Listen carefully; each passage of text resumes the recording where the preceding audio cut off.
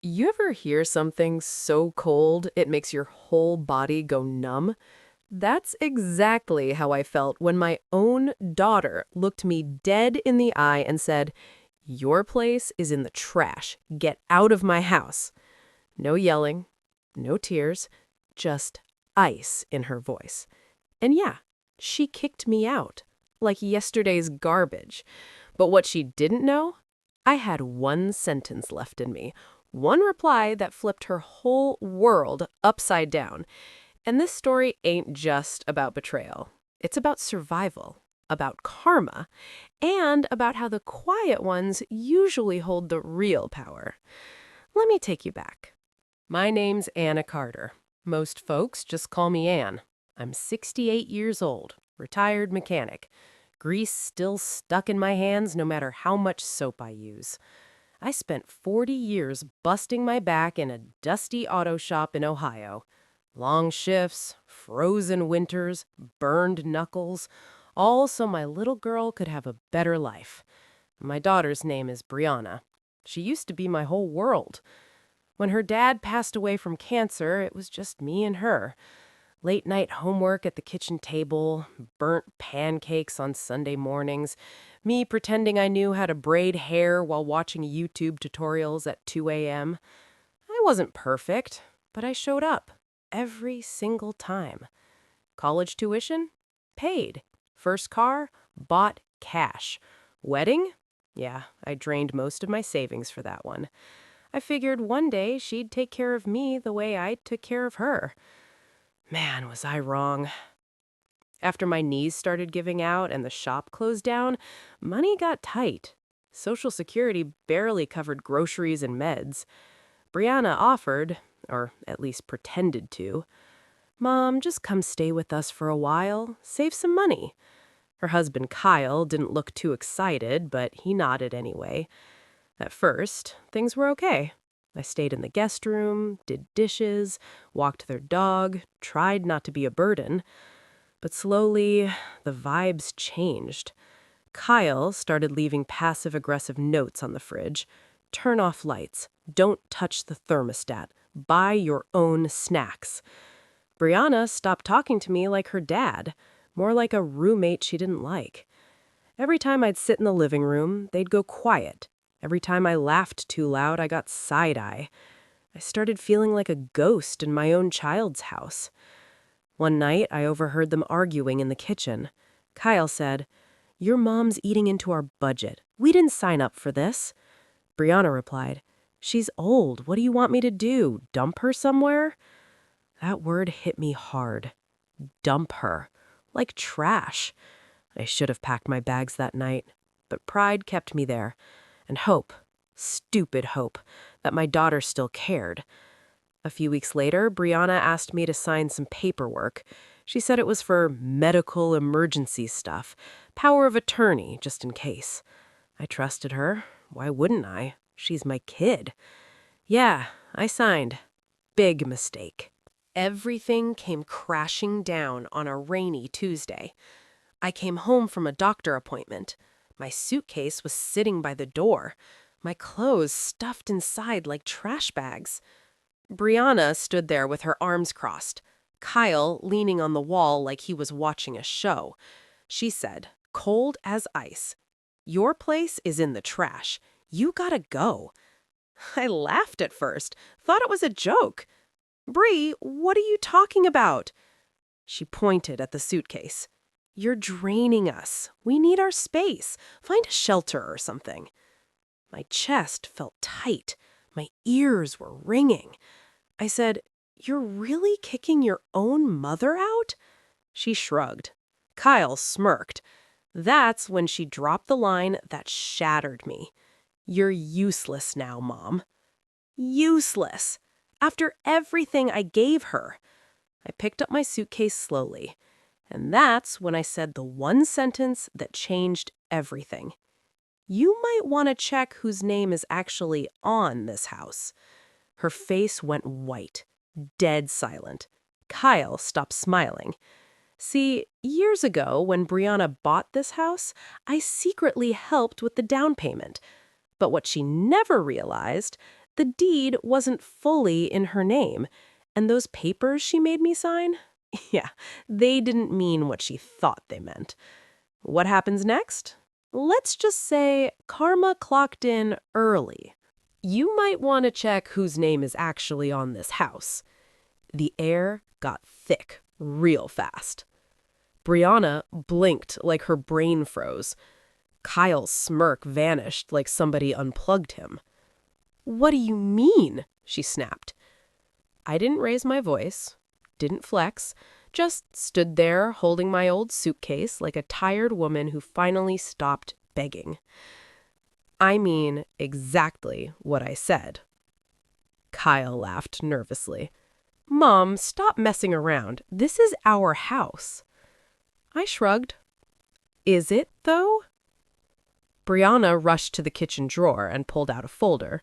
Mortgage papers, closing documents, random junk stacked together.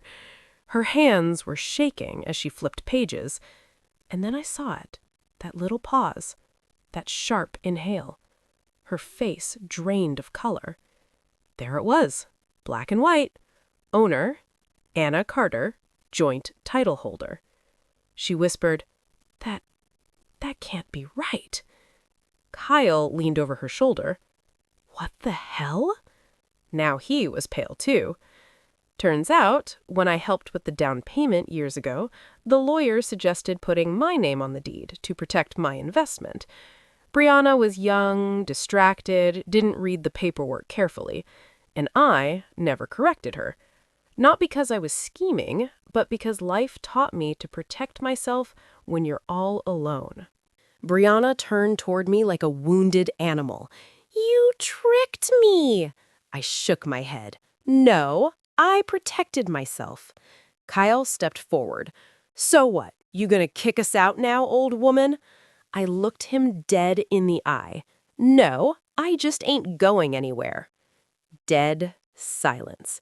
I calmly pulled my suitcase back inside and set it down. "You don't get to throw me away like trash in a house that legally belongs to me, too." Brianna's voice cracked. "You can't do this to me." I crossed my arms. "You already did this to yourself." Kyle started pacing, cussing under his breath, talking about lawyers, lawsuits, contracts. But deep down, they both knew. They messed up. And for the first time in months, I slept in that guest room peacefully. Not because I won, but because I finally stood up for myself. Around 2 a.m., I heard soft knocking on my door. I opened it. Brianna stood there crying, makeup smeared, voice shaking. "Mom, please, I didn't mean what I said." I leaned against the doorframe, didn't invite her in. She sniffed. "Kyle's freaking out. He says we might lose the house." I raised an eyebrow. "So now you're worried?" She dropped her head. "I was stressed. Money's tight. I felt trapped." I sighed. "You ever stop and think how I felt, being treated like furniture in my own kid's home?" She wiped her face. "I'm sorry." That word sounded small compared to the damage she caused. I told her calmly, "Sorry, don't erase disrespect." She nodded slowly. For the first time, she actually listened. Next morning, Kyle cornered me in the garage. His tone was fake friendly. "Look, lady, let's be adults about this. Just sign your part over. We'll give you some cash." I laughed. "You couldn't pay me enough to trust you." His face hardened. "You're ruining my marriage." I leaned in slightly. "No, son, your attitude did that." He clenched his jaw and walked away. Later that day, I overheard them arguing again. Kyle yelling, "He played you. This is your fault." Brianna yelling back, "You're the one who wanted him gone." Doors slamming, tears, chaos. Their perfect little world was cracking. That night, I made a decision. Not out of anger, not out of revenge, but out of self-respect. I called my lawyer the next morning, and what I planned next, yeah, they never saw it coming. Next morning, I sat on the edge of my bed staring at my old flip phone. I hadn't called my lawyer in years. Name's Dennis Holloway. Straight shooter, No nonsense. Knows every loophole in the book. He picked up on the second ring. Well, damn, Anne, you still alive? I chuckled. Barely. Listen, I need some advice. I explained everything. The kick-out attempt, the trash comment, the deed situation, the power of attorney papers. Dennis went quiet for a moment. Then he said, Anne, you got more control than you think. Turns out those documents Brianna had me sign, they weren't what she claimed. They gave her limited medical authority, but zero financial power. Meaning, she couldn't sell the house, couldn't move assets, couldn't touch my accounts. She thought she played chess, but she barely knew checkers. Dennis laid it out straight. You can force a sale, or you can restructure ownership, or you can stay put and make rules. That's when something clicked in my head. I didn't want revenge. I wanted respect. I didn't tell Brianna or Kyle anything yet. I let them sweat. Let them Google stuff late at night. Let paranoia eat them alive. Meanwhile, Dennis prepared official documents: ownership clarification, living agreement, legal boundaries. 3 days later, I called a house meeting. Kitchen table, no yelling, no drama, just facts. Kyle showed up acting tough. Brianna looked nervous. I slid the folder across the table. This explains exactly where we all stand. Kyle skimmed it and cursed under his breath. Brianna read slowly. Her eyes widened. You're making house rules. I nodded. Respect rules. Quiet hours, shared expenses, no harassment, no threats, no kicking anyone out. Violation meant legal consequences. Kyle slammed the papers down. This is ridiculous. I looked at him calmly. So was treating me like trash. Dead silence. That night, Kyle packed a bag. Not because of me, because he hated losing control. I heard them fighting in the bedroom. Kyle yelling, I didn't marry into this nonsense. Brianna crying, You're abandoning me? He stormed out. Door slammed. Car peeled off. Just like that, he was gone. Brianna collapsed on the couch, shaking. Reality finally hit her. She didn't lose a house. She lost her marriage, and she realized who actually stayed. Later that evening, she sat beside me quietly. I messed everything up, didn't I? I nodded slowly. Yeah, you did. She swallowed hard. I forgot who you were to me. That one hurt, but it was honest.